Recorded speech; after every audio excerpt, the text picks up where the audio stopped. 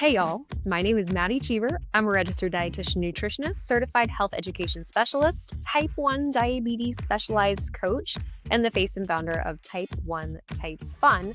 And I also live with type 1 diabetes. I share stories, resources, and tips to make diabetes management easier and a lot more relatable and fun.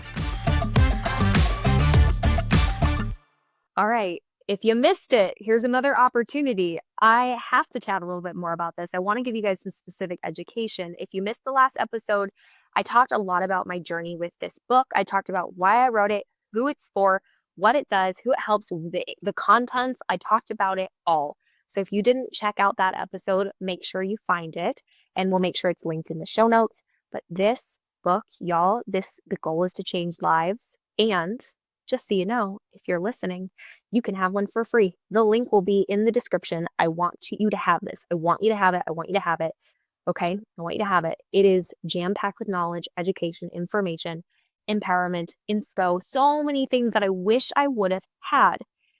And so on that note, if you're okay with it, I want to tell you one of the most vulnerable stories of my diabetes journey. It's in this book in more detail, so I want you to read about it. But then I also want to make sure that I've given you a piece of education that you can take away to impact your blood sugar for the best today. Does that sound okay? Give you a little bit of my story, give you a little bit of insight on how to manage blood sugar, and then we'll call it. Okay, I like it. We're doing like a bonus lightning episode. It's going to be fun. So I want to tell you about my diagnosis. Now, this book is designed for people who are new to diabetes and people who've had diabetes for 50 years plus. It is for you. And if you're a mama or a supporter of someone with type 1, it is also for you. I encourage you to read it. It is for everyone. And it's not even just about type 1 too. As long as you're willing to transition some of the ideas, then it's for chronic illness. It's for healthcare. It's for so many people. And so my story probably sounds like many of you. Maybe you had a better journey than me. I hope that. I really do. But my journey, if anyone doesn't know, I grew up in the military and I'm surrounded by military. And I didn't speak healthcare. I didn't know about healthcare. We didn't have, the family nurse or the family doctor. We didn't have that. So we have military. And I'm very fortunate for that upbringing. But when I was getting diagnosed, prior to getting diagnosed, we had no clue that the obvious signs and symptoms were what they were. Now, I emphasize that you probably already know what I'm thinking, right? Like the extreme thirst, the frequent urination, the fruity breath, the exhaustion, the fatigue, right? My skin was like kind of this grayish tinge. My lips were literally peeling off and I did not feel good. I lost so much weight in such a little amount of time. I don't know what it's called, but you know where your rib cage connects and then it kind of like, loops back over. I could put my thumb in there, flesh against my body. That's how much weight I lost. I was 100 pounds soaking wet at that time anyways. I think when I went to the ER, I was 70 something. Dangerous, terrifying. And I want to tell you about that ER visit. And I want to tell you how to connect that to something I want to make sure you walk away with today. So I wasn't feeling good. I actually went home from school on Halloween Day. Super ironic when you don't know the difference of type 1 and type 2. But when you do know it, then you're like, this is just sad for some kid. So I went home on Halloween Day, couldn't pass out candy, couldn't go trick-or-treating. I was upset, okay? But that's fine. I stayed on the couch, tried to heal. My family was kind of like a club crackers, cheese, Gatorade family. If you're sick, you stay on the couch. That's what you eat. You make it through. I'd done that for a few days and I still wasn't better. So Saturday of that week, I think it was probably 3 days later, I still wasn't better. My dad was away on business. My mom and my dad talked and he was like, take her to the ER. And she said, okay. So we went to an outpatient ER. But before we did, she had to get ready, right? Because she's like, I don't know how long we're going to be gone. I'm going to put on clothes, whatever. I wasn't bleeding out or anything, right? So it didn't seem like an emergency. So, okay, cool. So I was hanging out, so thirsty, so freaking hungry. So logically, I had 2 gigantic glasses of cranberry juice and a whole bowl of Cheerios with extra milk because I was thirsty and hungry.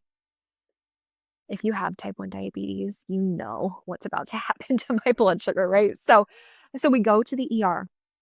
We get there and the team is like, what are you here for? And we're like, I don't know, something's wrong. So like, okay, so they did some tests, they took my biometrics, whatever. And the doctor comes in and is like, we can't find anything wrong with you. Now, apparently diabetes Maddie is sassy. And so little 14-year-old Maddie was like, try again to the doctor.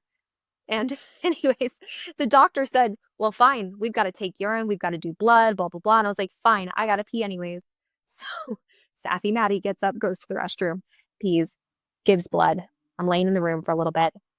And then the doctor comes back and says, so there's an ambulance out back. You have ketones in your urine. Your blood sugar it was 900 and something. And then he says a phrase I will never forget. He says, you have type 1 diabetes and you will never again have a perfect record of health. And bro walked out of the room. Naturally, I cried. Immediately burst into tears. What the heck is he even saying? What the heck is type 1 diabetes? Why is there an ambulance? They wouldn't let my mom come with me in the ambulance. She tailed the ambulance because she was like, I got to get there somehow. So anyways, that was a fun, wild experience. And I say fun with full sarcasm, but got to the hospital, had a nosebleed, super cute, watched Devil Wears Prada, finally had a meal like 14 hours later. Couldn't have water, even though I was so thirsty. So they just gave me this little Dixie cup of ice chips. It was a long day. But I survived, and I learned how to take insulin at 2 a.m. the next day.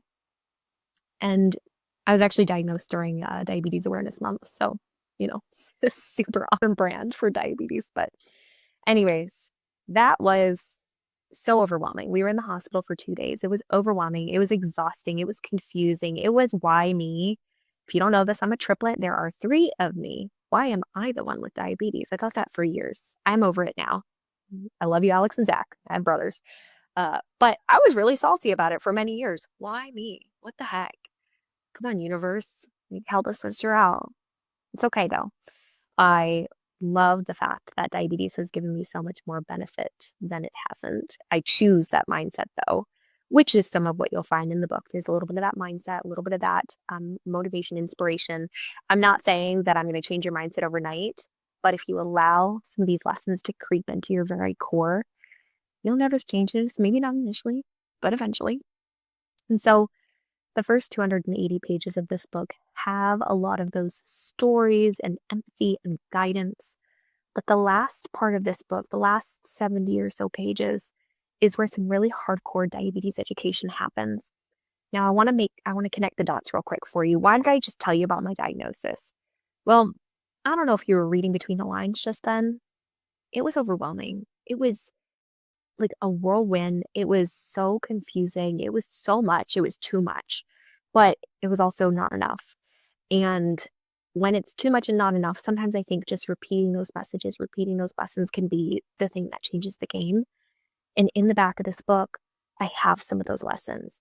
If you need to if you're brand new to T1D, welcome. And I'm sorry you're here, but I'm glad that you're here. There's education for you. There's ways to make things make sense, to clarify, to give you that confidence back. I talk a little bit about highs and lows. I talk about insulin. I talk about nutrition. I talk about education. Like in the very beginning, I teach you a little bit about pre-bolusing. That's a term a lot of us are familiar with. You may be familiar with it. You may not be. It's in there. It's in there so you can understand how things work. I talk about nutrition. There's some carb counting in there. I don't want you to take this as the holy grail of carb counting. I've done my best to give you updated evidence-based information, but things change. Portion sizes change. Ingredients change. But double check this, right? It could just be a double check, because if you're thinking a cup of rice has 200 carbs, but you look in this book and you realize, oh, that's actually totally inaccurate. Cool. Is it perfect? No, but you've learned something. I talk about exercise as well. If you're the kind of person who has a meal and you have your insulin and then you go for a WALK with your dog, I can't say it because he's right there. But if you go on that WALK and you go low, oh my gosh, I can teach you what that is, what's happening. You can make sense of it. You can come up with a strategy, a game plan, so your blood sugar's A-okay. That's why I told you my story. It's overwhelming. It's tough. It's complex. We didn't deserve to get this, but here we are. Here you are. You're showing up for yourself, and I expect you to continue to do so. And this will help you. It will help you to show up for yourself. It will help to make sense of things. And if it doesn't, DM me, reach out, let's connect. What's actually going on? Because if you don't understand, there is a way to connect the dots. It's what I do all day, every day, and I love it because it should make sense and you should get to live your life, and you can. You can, and I challenge you to. So make sure you grabbed a free copy of this, and I will see you on the flip side sometime. That's it for today, my friends, but the fun doesn't stop here. If you liked this episode and want more real talk diabetes support, come hang out with me on social. Just search Type 1 Type Fun, all words, or head to type1typefun.com for tools, tips, freebies, and real-life resources you can actually use. And if this episode made you laugh, learn, or feel a little more seen, feel free to leave a comment, give it a like, share it with someone you love. But until next time, live empowered, be silly, have fun, and eat some carbs.